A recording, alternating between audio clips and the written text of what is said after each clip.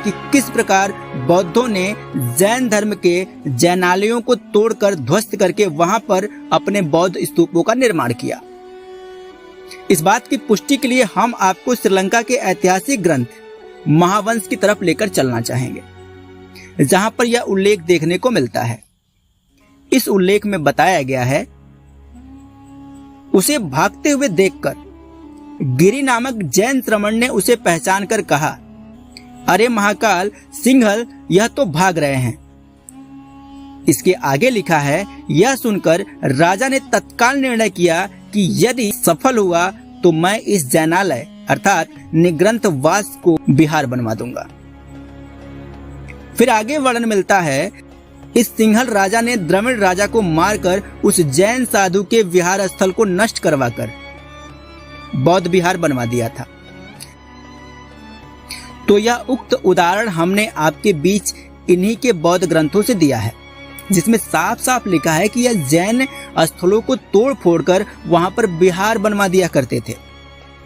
और जब वक्त के थपेड़ों में यह स्वयं विध्वंस का शिकार हुए तो इन्होंने अपने विध्वंस के वास्तविक कारणों को नजरअंदाज करते हुए बौद्ध मत के अंत का ठीकरा हिंदुओं पर फोड़ दिया।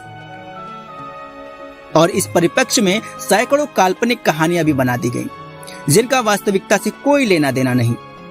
क्योंकि यह जिस राजा को बौद्ध धर्म के अंत का कारण बताते हैं, उस राजा के बाद आने वाले एक भी विदेशी यात्री ने कहीं पर भी यह जिक्र नहीं किया कि भारत में बौद्ध धर्म को हिंदुओं द्वारा मिटा दिया गया है या भारत के बौद्ध विहारों पर हिंदुओं ने कब्जा कर रखा है। इस विषय में अगर आप अधिक जानकारी लेना चाहते हैं तो आपको फाइयान, वेत्सांग, इत्सिंग, यहाँ तक कि मार्को पोलो को जरूर पढ़ना चाहिए। कहीं किसी ने यह नहीं लिखा कि हिंदुओं ने बौद्धों को नष्ट किया या उनके धार्मिक स्थलों पर कब्जा किया। अतः इस तरह की भ्रामक और तथ्यहीन बातें फैलाने का श्रेय इस देश में सिर्फ और सिर्फ एक व्यक्ति को जाता है, जो कि खुद एक बौद्ध अनुयायी हुआ करता था, जो बौद्ध धर्म के भारत से लुप्त हो जाने के हजारों साल बाद पैदा हुआ। उसी को यह दिव्य स्वप्न आया कि भारत से बौद्ध धर्म को हिंदुओं ने खत्म कर दिया है और बिहार कब्जा कर लिए हैं, जबकि ऐतिहासिक तथ्य और तार्किक पक्ष उसके इस दावे को सिरे से खारिज करते हैं। वैसे बौद्ध धर्म के भारत से खत्म होने का अगर वास्तविक कारण आप जानना चाहते हैं तो आप लोगों को बौद्ध विद्वान राहुल सातकर्णी की पुस्तक बुद्धचर्या को अवश्य पढ़ना चाहिए,